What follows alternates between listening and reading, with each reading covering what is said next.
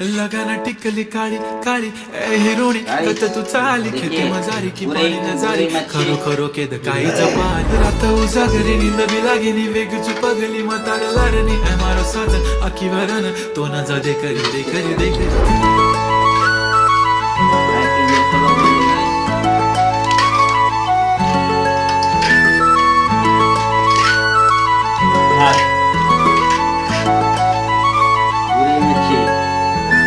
छनछनन पैंजण चांदीचा कमर बंद खनखनन बागड्यांचा हिरवा पिवळा रंग